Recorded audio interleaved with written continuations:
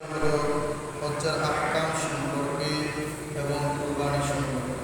সুবহানাকা লা ইলমা লানা ইল্লা মা 'আল্লামতানা ইন্নাকা আনতাল আলিমুল হাকীম। আল্লাহ তাআলা সমস্ত কথাগুলো জবান দ্বারা বাহির করুন, যে সমস্ত কথাগুলো দুনিয়া এবং আখিরাতে আমার এবং আপনাদের উভয়ের কল্যাণের জন্য আমি সকলে বলি আমিন। আমিন। আজকে জিলহজ মাসের শেষ জুমা, যেহেতু চাঁদ হয় নাই, এখনো জিলহজ মাস শুরু হয় নাই। হয়তো যদি আজকে চাঁদ ওঠে তাহলে জিলহজ মাস শুরু হবে ইনশাআল্লাহ। তো এই নিকটে আমাদের হজ এবং কুরবানি। হজ একটি গুরুত্বপূর্ণ বিষয়। ইসলামের 5টি স্তম্ভের মধ্যে একটি স্তম্ভের নাম হল হজ। এটা যাদের উপরে ফরজ হয় তারাই আদায় করে, যাদের উপরে ফরজ হয় না, নিসাব পরিমাণ সম্পদের মালিক হতে পারে না, তাদের উপরে হজ করা ফরজ না। তবে রাসূল কারীম সাল্লাল্লাহু আলাইহি ওয়াসাল্লাম হাদিসের মধ্যে বর্ণনা করেন, যদি কোনো মুমিন বান্দা তার উপরে হজ ফরজ হয়, তার ওই পরিমাণ সম্পদ থাকে, যাকাত দেওয়ার মতো সম্পদ থাকে, হজ করার মতো সম্পদ থাকে, যদি সে হজ না করে যদি সে মৃত্যুবরণ করে, হাদিসের বর্ণনায় বলতেছেন তার মৃত্যুটা মুশরিকের মৃত্যুর ন্যায় বলে না।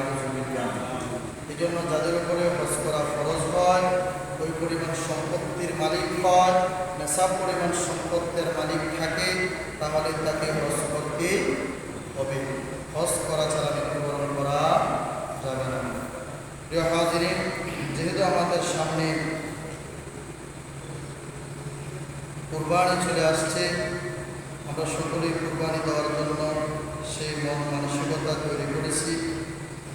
যাদের উপরে কুরবানি দেওয়া ওয়াজিব হয়েছে তারা কুরবানি দিবে, যাদের উপরে ওয়াজিব হয় নাই তাদের কুরবানি দিতেও হবে না। কেননা রাসূল কারীম সাল্লাল্লাহু আলাইহি সাল্লাম বলেন, নেশাব পরিমাণ সম্পত্তির মালিক যদি সে হয় তাহলে তার উপরে কুরবানি দেওয়া ওয়াজিব। আর যদি তার সেই সম্পত্তির মালিক না হয় তাহলে তার উপরে কুরবানি দেওয়া ওয়াজিব না। আমরা প্রত্যেক বছরই কুরবানির আলোচনা শুনি। কুরবানির সময় যখন আসে প্রত্যেকটা মসজিদে জুমার সময় কুরবানির আলোচনা হয়, কিন্তু আমরা ওই আলোচনা শোনার পরে যে কথাগুলোর উপরে আমল নেওয়া দরকার ছিল, আমল করার দরকার ছিল, আমরা তা গ্রহণ করতে পারি না বা গ্রহণ করিও না। এজন্য কোরআন কুরবানি হলো একটি সেন্সিটিভ বিষয়, কুরবানির মাসলা মাসাইল গুরুত্বপূর্ণ একটি বিষয়। এজন্য কুরবানির প্রত্যেকটা অংশীদার শরীকদার যারা হবে খুব যাচাই করে নিতে হবে, যাচাই বাছাই করে অংশীদার শরীকদার হয়ে কুরবানি দিতে হবে। হাদিসের মধ্যে আসছে একটা গরু বা একটা ওটের মধ্যে 7 শরীক থেকে কুরবানি দিতে পারবে, তার অধিক যাওয়া যাবে না। যদি কারোর সমর্থ হয় একা দেওয়া, তাহলে একা দেওয়াই উত্তম, এজন্য প্রিয় হাজিরিন, কুরবানি হলো ত্যাগ করা। কুরবানির শব্দের অর্থ হলো ত্যাগ করা। একটা হলো দৈহিক ইবাদত, আর একটা হলো মানসিক বা কুরবানি মানে ত্যাগ করার ইবাদত। মানুষের জিন্দেগিতে ইবাদত 2 রকমের হয়। একটা হলো দৈহিক ইবাদত, যেটা হলো নামাজ, রোজা, তারপর আপনার জিকির আজকার, এগুলো হলো তার দৈহিক ইবাদত। আর ত্যাগ করার ইবাদতগুলোর মধ্যে হলো হজ, যাকাত এবং কুরবানি।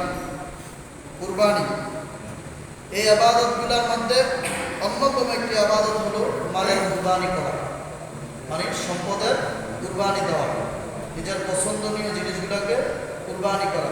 যেমন এখন যদি আমার উপরে হজ ফরজ হয় তাহলে আমি হজ করতে হলে টাকা কুরবানি করতে হবে। এখন আমার উপরে কুরবানি দেওয়া ফরজ হইলে মালের কুরবানি মানে টাকাকে কী করতে হবে? ত্যাগ করতে হবে। টাকা মহব্বত করে না এমন কোনো ব্যক্তি নাই, টাকাকে মহব্বত করে না, ভালোবাসে না, টাকা তার কাজে লাগে না এমন কোনো ব্যক্তি কি আছে? এমন কোনো ব্যক্তি নাই। এজন্য যখন তার উপরে ওই পরিমাণ সম্পদ চলে আসবে, ওই পরিমাণ টাকার মালিক সে হয়ে যাবে, নেশাব পরিমাণ যার ঋণ নাই, ঋণ থেকে সে মুক্ত, তার কোনো অভাব অনটন নাই, তার কোনো ঋণ নাই, তখন তার উপরে ক্যাশ 50,000 টাকার ঊর্ধ্বে আছে, রাসূল করিম সাল্লাল্লাহু আলাইহি সাল্লাম বলেন তার উপরে কুরবানি দেওয়া কি ওয়াজিব, সে কুরবানি দিতে হবে, সে কুরবানি দিতে হবে। যদি সে কুরবানি না দেয় তাহলে সে গুনাহগার হবে, তাহলে সে কি হবে? গুনাহগার হবে। অনেক ভাইয়েরা আছে মালের কুরবানি করতে কি করেন? অপছন্দ করেন। মালের কুরবানি করতে কি করেন? অপছন্দ করেন। সঠিকভাবে যাকাত আদায় করতে চায় না, কুরবানি করতে চায় না। এই জন্য প্রিয় হাজিরিন, কুরবানির শব্দ অর্থ হলো ত্যাগ করা, যা আল্লাহ তাআলার উদ্দেশ্যে নিজের পছন্দনীয় একটা পশু, নিজের পছন্দনীয় কিছু মহাব্বতের বস্তুকে কি করা? কুরবানি করা। এটা শুধুমাত্র আল্লাহ তাআলার জন্যই হতে হবে। আল্লাহ তাআলা বলেন, ইন্না সলাতি ওয়া নুসুকি ওয়া মাহইয়ায়া ওয়া মামাতি লিল্লাহি রাব্বিল আলামিন। নিশ্চয়ই আমার নামাজ, আমার হজ, আমার যাকাত, আমার কুরবানি, এই সমস্ত বিষয়গুলো শুধুমাত্র একমাত্র আমি রবের সন্তুষ্টির জন্যই হতে হবে। কেউ যদি মনে করে নামাজ আমি মানুষের কথা থেকে বাঁচার জন্য পড়তেছি, তাহলে তার এই নামাজ আল্লাহর জন্য হবে না। এই নামাজ কি হবে না? আল্লাহর জন্য হবে না। সেম এই কুরবানি দিতেও যদি কেউ মনে করে যে কুরবানি না দিলে আমি সমাজের মুখ দেখাতে পারবো না, কুরবানি না দিলে আমার মেয়ের বাড়িতে, মেয়ের শ্বশুর বাড়িতে অসম্মান হবে, কুরবানি না দিতে পারলে সমাজের মানুষ আমাকে তিরস্কার করবে, মানুষের মুখোমুখি হইতে পারবো না, আমার ছেলে মেয়ে কষ্ট পাবে, যদি এরকম নিয়ত নিয়ে বা এরকম পরিবেশ নিয়ে বা এরকম উদ্দেশ্য নিয়ে যদি কেউ কুরবানি করে, তাহলে তার কুরবানি হবে না। তার কুরবানি কি হবে না? কবুলও হবে না, তার কুরবানিও হবে না। এই জন্য হাদিসের মধ্যে আসছে, অংশীদার যারা কুরবানি দিবে, কুরবানি করবে, অনেকেই 2 জন 3 জন 4 জন 5 জন 7 জন মিলা তাকে কি করে কুরবানি দেয়। এখন হাদিসের মধ্যে আসছে এই 7 শরীকের মধ্যে যদি কাহারও টাকা হারাম থাকে, কি থাকে? কাহারও টাকা হারাম থাকে, যে ইনকামের টাকাটা দিয়ে সে কুরবানি দিবে, ইনকামের পথটা যদি হারাম থাকে, এখন বাকি 6 শরীক জানে, কথাগুলো মনোযোগ দিয়ে শোনার চেষ্টা করবে, বাকি 6 জনের কথাগুলো কি জানে যে তার টাকাটা কি হারাম পথে। যদি ওই 6 জন জানার পরে ওই ব্যক্তির সাথে কুরবানি দেয়, বাকি 6 জনের কুরবানি কি হয়ে যাবে?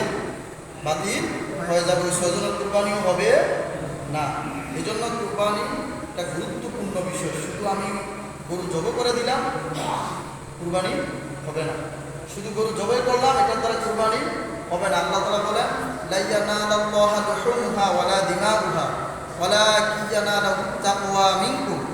আল্লাহ তাআলা বলেন, বান্দা তোমার কুরবানি দ্বারা আমার কাছে গরুর মাংস পোষাবে না, গরুর রক্ত পোষাবে না, গরুর কোনো কিছুই আমার কাছে পোষাবে না। শুধু পোষাবে কি? ওয়ালাকিন ইয়ানালুহুত তাকওয়া মিনকুম। শুধু কেবলমাত্র তোমার তাকওয়াটাই আমার কাছে পোষাবে। শুধু তাকওয়াটাই কার কাছে পোষাবে? আল্লাহ তাআলার কাছে পোষাবে। তাকওয়া কি? তাকওয়াটা হলো আমার অন্তর। আমার অন্তরে আমি কি স্থাপন করতেছি, এটার নামই কি? তাকওয়া। এখন কারো অন্তরে আছে যে 20,000 টাকা ভাগে কুরবানি দিতেছি, 40,000 টাকা ভাগে কুরবানি দিতেছি, অমুকে 20,000 টাকা ভাগে কুরবানি দিয়ে 1 মণ মাংস পায়, আর আমি 40,000 টাকা ভাগে কুরবানি দিয়ে আধা মণ মাংস পাই না। এরকম নিয়ত অনেকের থাকে কি থাকে না? অনেকেরই এরকম নিয়ত থাকে। যদি এরকম নিয়ত কোনো অংশীদারের মধ্যে থাকে, তাহলে কুরবানি কি বাতিল? কুরবানি কি বাতিল। এই জন্য কুরবানি শুধুমাত্র কেবলমাত্র আল্লাহ তাআলার জন্য। এটা নিয়তটা এরকম হতে হবে যে আমাদের 7 শরীকের পক্ষ হতে কুরবানি আল্লাহ তাআলার জন্য। কুরবানি কার জন্য হবে? আল্লাহর জন্য। এটা আল্লাহর রাস্তায় কুরবানি। এটা কি কারো ব্যক্তিগত কুরবানি? কেউ যদি মনে করে যে না এটা আমার টাকা দিয়ে কিনছে, এটা আমারই কুরবানি, তাহলে তার কুরবানি হবে না। কারণ এটা আল্লাহর রাস্তার কুরবানি, এটা আল্লাহর জন্য হতে হবে, এটা আল্লাহ তাআলার সন্তুষ্টির জন্য হতে হবে।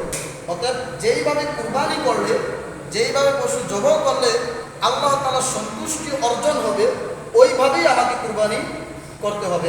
এবার এখানে মাংস খাইতে পারি আর না পারি। হাদিসের মধ্যে আসছে, রাসূল করিম সাল্লাল্লাহু আলাইহি সাল্লাম বলেন, তুমি কুরবানি দেওয়ার পরে তোমার কোনো মাংস আল্লাহ তাআলা নিবেনও না, খাবেনও না, কিন্তু ওই মাংসটাই আবার তোমাদেরকে দিচ্ছে তোমরা খাওয়ার জন্য। ওই মাংসটাই তোমাদেরকে দিচ্ছে তোমরা খাওয়ার জন্য। কিন্তু বস্তুতকালে পূর্ববর্তী নবীদের উপরে যেভাবে আল্লাহ তাআলা কুরবানি রেখেছিলেন, যখন আদম আলাইহিস সালামের ছেলেদের উপর যখন কুরবানি করা ওয়াজিব করেছিলেন, তখন কিন্তু বকরিও ছিল না, পশুও ছিল না, এরকম গরুও ছিল না। তখন তারা কি দিয়ে কুরবানি করতেন?